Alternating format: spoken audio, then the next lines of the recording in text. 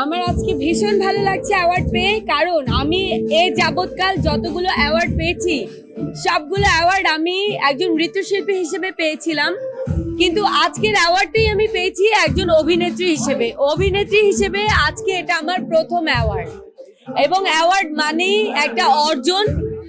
এই অর্জন আমার জন্য বিশাল পাওয়া।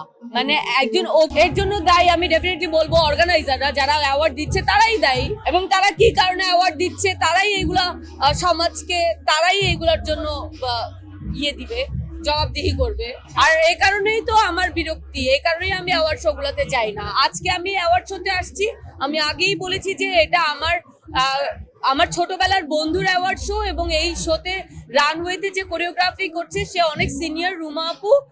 আমি অর্থির সাথে কথা বলে যেটা বুঝেছি, আমি এরকম কোনো আকার ইঙ্গিত পাইনি। অর্থি বলেছে যে আমি এটা কিভাবে পেলাম আমি নিজেও জানি না, আমি নিজেও অনেক অবাক, এবং আমি এটা নিতে চাইনি। অর্থির সাথে কথা বলে আমি এটাই বুঝতে পেরেছি যে অর্থি নিজেও এটা নিতে চাইনি, অর্থি এটা ফিরিয়ে দিতে চেয়েছিল। এবং আমাদেরই সিনিয়র যে গুরুজন আমাদের আছেন, তিনি বলেছেন যে না, এটা তুমি পেয়েছো এবং তুমি এটা নিবে, এটা তুমি ফিরিয়ে দিবে।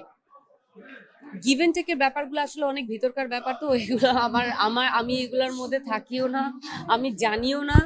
আর অ্যাওয়ার্ড যেই বিষয়টা আমার ক্ষেত্রে পার্সোনালি, আমি আমি আমার যোগ্যতার বলে যখন যেখানে আমি ডাক পেয়েছি আমি সেখানেই গিয়েছি, যে আপনি এই কারণে এই যোগ্যতায় আপনি এই অ্যাওয়ার্ডটি পাচ্ছেন, আপনাকে আমরা এই কারণে অ্যাওয়ার্ডটি দিচ্ছি।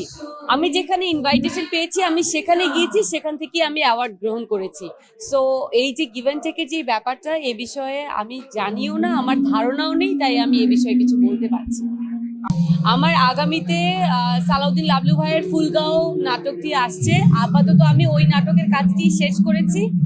আগামীতে এই নাটকটার কাজই আমি শেষ করেছি, আর কোনো কাজ এখনো আসার পসিবিলিটি নেই। যদি আসে তাহলে অবশ্যই আমি জানাবো। ফুলগাঁও নাটকে ভুলে গেছি ভাই, আরে 1 বছর আগে শুটিং শেষ করে ফেলছি।